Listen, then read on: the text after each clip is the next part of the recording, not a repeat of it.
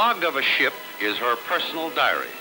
Every happening, no matter how trivial, is committed in detail to its pages, and it becomes the official record of her every movement. The story of the Franklin can best be told by glancing through the pages of her log.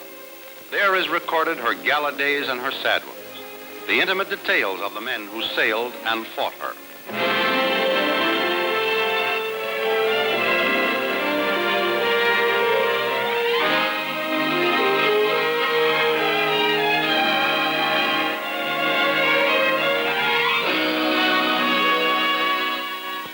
When she left San Francisco in February '45, the Franklin was a battle-scarred veteran. She had just been refitted at one of the yards where the Navy proudly licks its wounds and they are healed.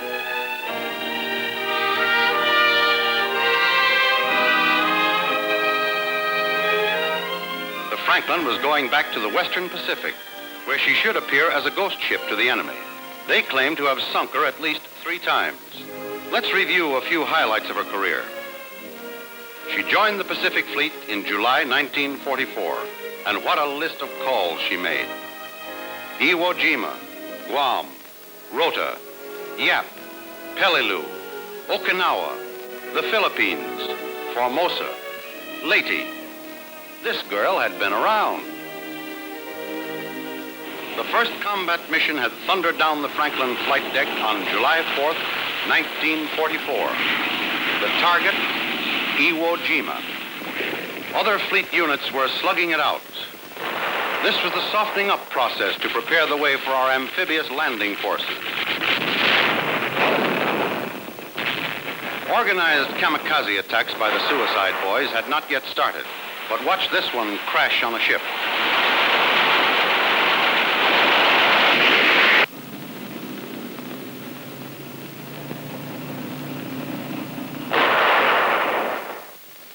Jap pilots could twist and turn with the greatest of ease, but once lined up in the sights of an Air Group 13 plane from the Franklin, it was usually scratch one meatball.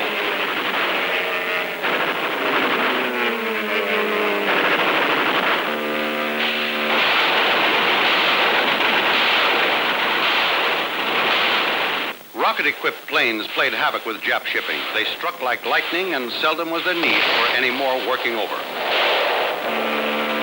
Planes by the hundred and ships by the score were accounted for by the task force of which the Franklin was a part. Now the kamikaze boys were in earnest. They were deliberately trying to crash on any ship they could. They got plenty of assistance in crashing.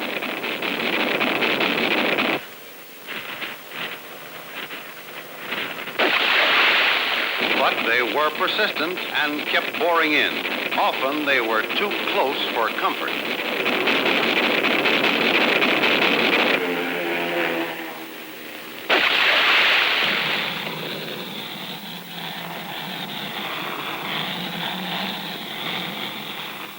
One day, 4 of them started at once. 2 were shot down, the 3rd just missed, but the 4th kept coming at 300 miles an hour, and finally crashed on the flight deck.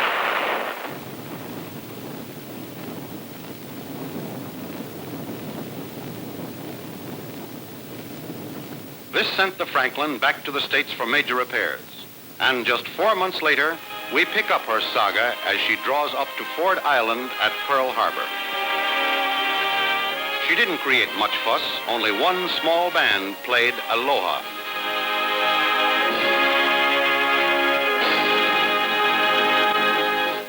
The real welcome was tendered by a party of 50 waves, a glee club, by the way, who were shown around the ship. They stayed for the awarding of combat decorations to a returning air group. The presentation was made by Vice Admiral Murray, commander of aircraft in the Pacific. Air Groups 75 and 35 came aboard for refresher exercises in the Hawaiian area. These combat teams and our own Air Group number 5 needed some sharpening up, and they were going to get it. The deck of a carrier is roughly divided in thirds. At the bow is Fly 1, Center Fly 2, and Fly 3 at the stern. Fly Officer 1 signals takeoffs. Look out there. If you step on those brakes too hard, you'll wind up on your nose. And this signal means rev it up, more speed. Distance changes the towering bulk of a carrier to a slim, graceful ship streaking through the water at 28 knots. The greater her speed, the easier she launches her planes. The white diamond on the wings and tail surfaces identifies the plane as belonging to the Franklin. When coming in for a landing, that carrier deck, 80 by 800 feet, looks like a very small postage stamp on a very big ocean. Setting a fighter plane on a carrier deck is a trick not learned overnight. It takes at least two men, the pilot and the LSO, the landing signal officer. He's a veteran pilot who knows both the plane and his ship. When the approach is not to his liking, he says, "Keep going and try again sometime."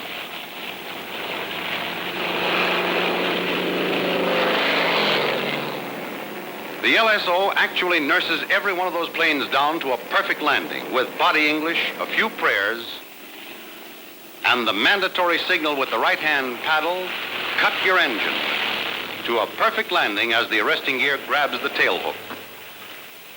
His opinion of some approaches would blister the ears off the pilot concerned if he could hear it.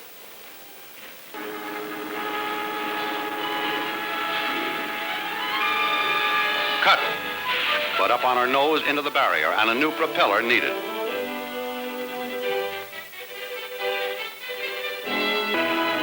Exercises over, we were on our way back to Pearl.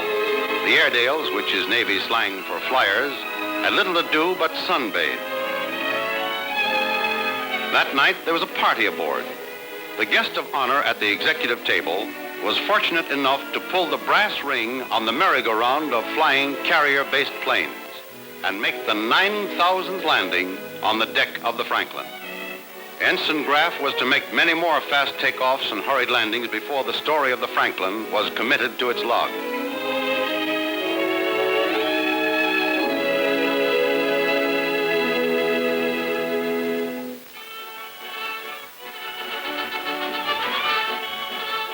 Morning quarters on a flat-top flight deck is a colorful sight. The flight crews wear loud-colored jerseys for quick identification with their jobs. Red shirts are fueling crews. Yellow shirts are plane directors. And blue shirts, armorers who load the planes, guns, and bombs.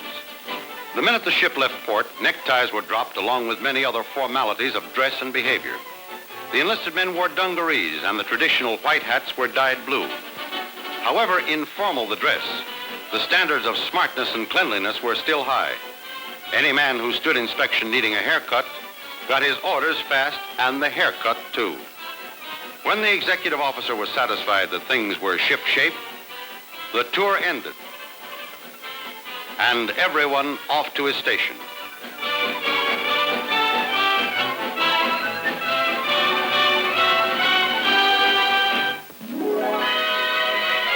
The refresher exercises were coming to an end. When we were within a few hours of Pearl Harbor, air groups 35 and 75 were ordered to their shore fields. They took off a lot more smartly than they did when we first joined up together.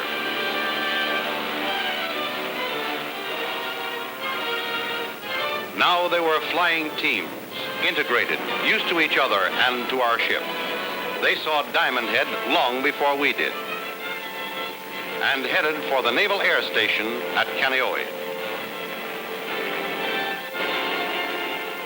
Supplies and stores had to be taken aboard, the thousands of varied items needed to stock a floating airfield for weeks to come. The facilities available for rest and recreation in the Hawaiian Islands have long been world famous, and our flyers took proper advantage of them. The wonderful surf bathing at Waikiki, and shooting the beach on mile-long rollers in native outrigger canoes.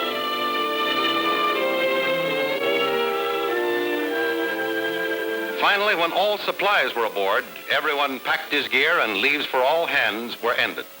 The Franklin was on her way again to rejoin Task Force 58, with escort vessels alongside and her own planes overhead to spot any trouble or interference.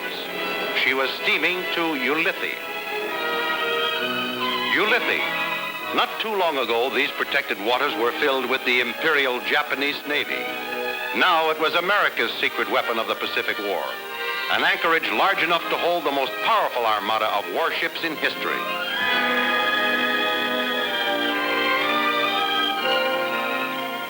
The fleet that had come to stay. The spearhead of our Pacific strategy was implemented with these fleet units. Formed into task groups, they had prepared for and covered all our island landings, and now are ready to sortie to the very door of the Japanese home islands. We were to be part of that task force. Anchored closely by was the carrier Hancock. She too was to join with us in a raid on shore installations on the Japanese island of Honshu. The main Japanese islands were 4 days' journey from Ulithi. We were on our way.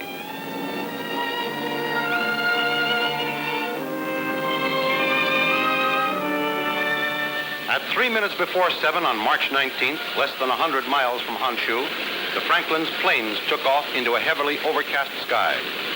We were making 24 knots. A sixth of the crew was at breakfast when we got a message from the Hancock that they saw a twin-engine Jap medium bomber. Our plane started looking for him, but he slipped down out of a cloud and laid 2 500-pound bombs on our flight deck. 45 of our planes were aloft, but there were 31 on the flight deck and 22 on the hangar deck, fully gassed and armed. The first heavy vapor explosion enveloped the stern in flames. We turned into the wind to keep the fire and smoke astern. The Jap bomber had pulled up from his bomb run and was streaking for home when the leader of Air Group 5 got him and shot him down. The plight of the Franklin was probably best described by one of our returning flyers. I was with the first squadron. Just before we got over the target, my oil line let go. So I had to nurse a crippled plane back home. I tried to stay in the clouds because I couldn't outfly a Seagull. When I broke through the overcast, I saw flames shoot hundreds of feet above the Franklin and a 2,000-foot column of smoke. It looked awful bad, but she still had some headway. I got permission for an emergency landing on the Hancock.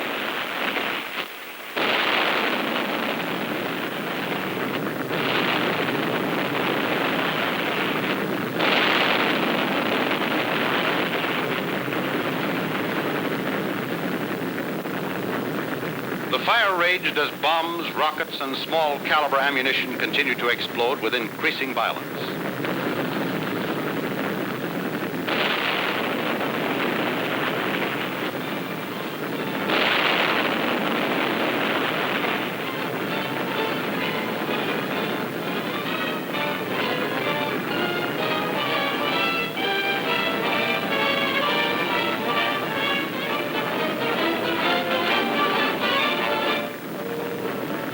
The conflagration station was wrecked by the first blast and its personnel knocked out.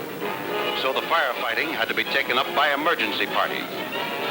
Water pressure was good for a while, but fires on the hangar deck soon severed the lines. Smoke and burning gas fumes were responsible for a great many casualties. Hospital corpsmen and first aid crews were as busy as those fighting the fire. With both elevators knocked out, first aid stations had to be set up on the forward area of the flight deck.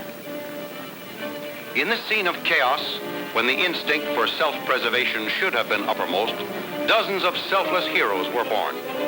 The Franklin's crew was writing a magnificent page in the history book of naval disaster.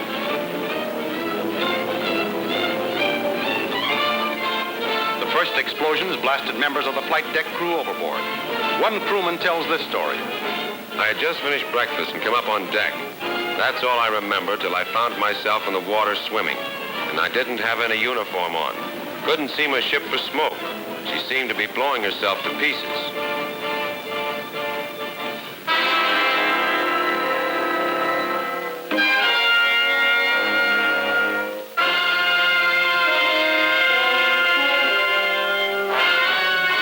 The amount of water poured on the fire caused a decided list to starboard.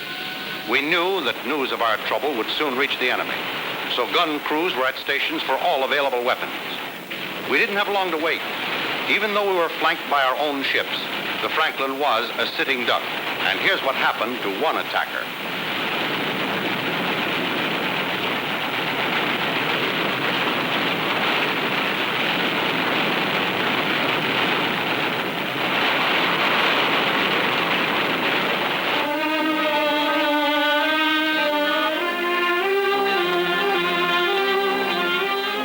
Santa Fe came alongside, pouring all the water she could pump. We managed to get some of our wounded transferred.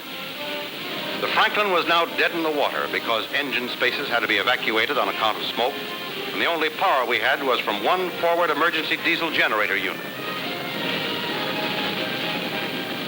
The destroyer Hughes stood by the stern and took stretcher cases off the fantail. These men had been marooned below the burning flight deck for about 4 hours.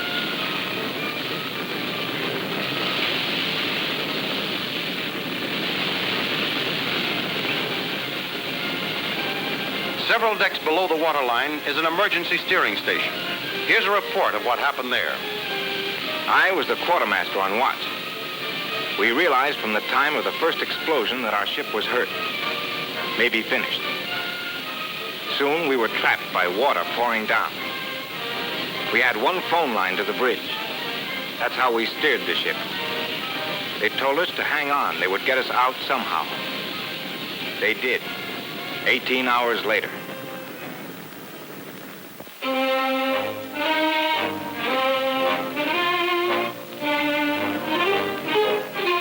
With compartments flooded to even her keel, a tow line was passed to the Pittsburgh. 12 hours after the tow began, the Franklin started under her own power. She had been hurt by the enemy and buffeted by fate. She had drifted a hulking wreck incapable of movement to within a few miles of the Japanese coast. But now she was steaming under her own power, manned by her own crew. As soon as decks could be cleaned, the survivors met in prayer for those less fortunate.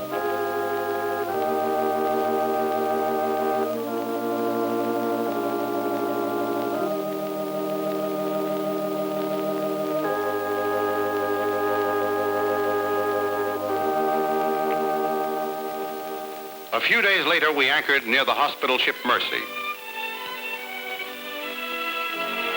A number of the Franklin's crew, some of them still on litters, were ferried over to the Mercy.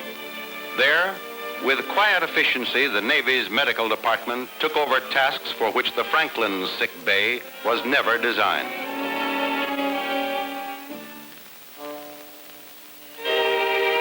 In such a hell as the men of the Franklin lived through, more than flesh can be seared. There are sights to be forgotten, experiences which must be erased from the memory. These are the things a chaplain must help them to accomplish.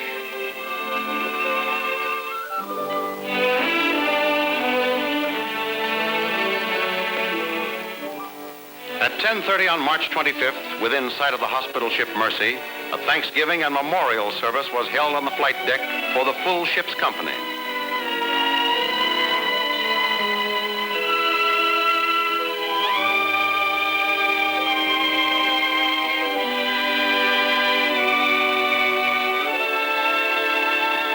The skipper, Captain Garys, concluded the memorial ceremonies with a short talk which added up to, "Well done."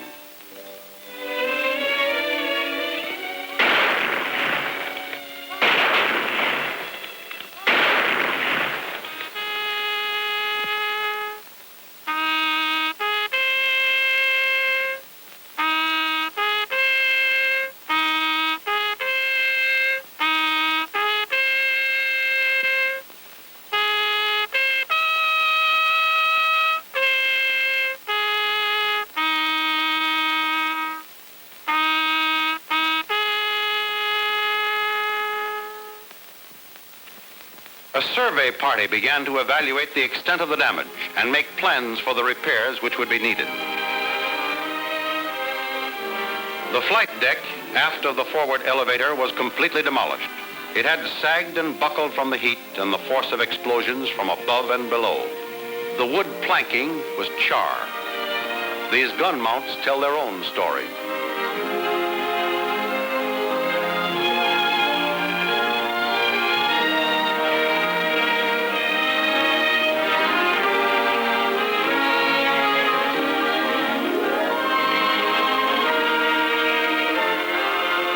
Under escort, we were on our way back to Pearl Harbor.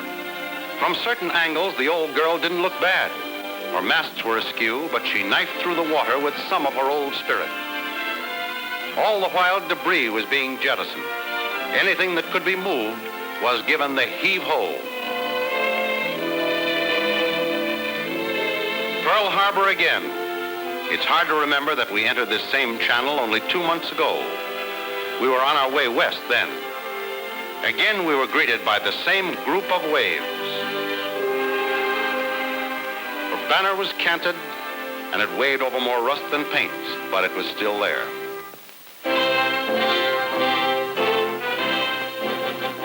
She sailed 102,000 combat miles, and by all the rules they use in this game, she should be sleeping on the bottom off the coast of Japan. But some people don't believe in all the rules.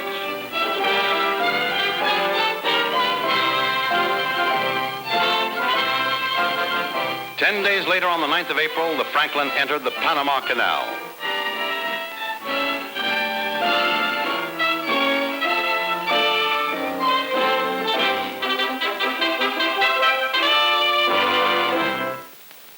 Needless to say, there were decorations and citations to be given out, but the Purple Heart Awards had to be delayed until the Franklin reached the canal zone. The supply at Pearl Harbor was not large enough to go around.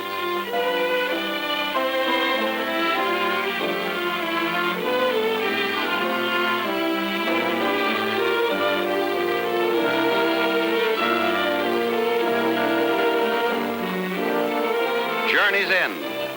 704 men sailed her 13,000 miles, the most heavily damaged warship ever to reach port under her own power. In New York Bay, the Whistle Brigade, from deep-throated liners to the family motorboats, screeched a welcome to one of the Navy's great fighting ladies in all her rusty and battered dignity.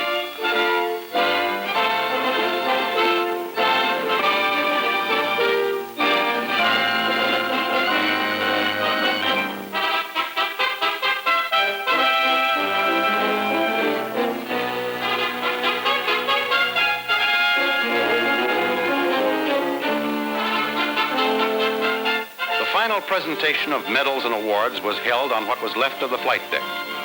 This was probably the most decorated crew that ever sailed a Navy ship. Every military honor within the power of a grateful people to bestow was worn by these men.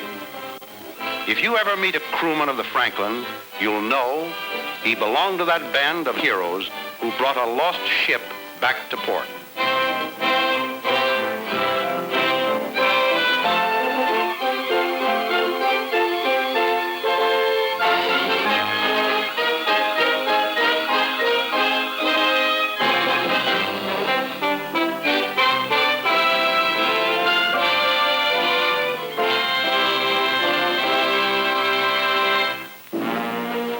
Months pass, and in one of the huge hospitals where the Navy's hurt ships go, a transformation is wrought which proves beyond all doubt how tough and durable are the vessels that guard our ramparts. Rehabilitated from her broad bows to her broader stern, from her keel to the towering top of her fighting island amidships, the Franklin rides proud and whole once more.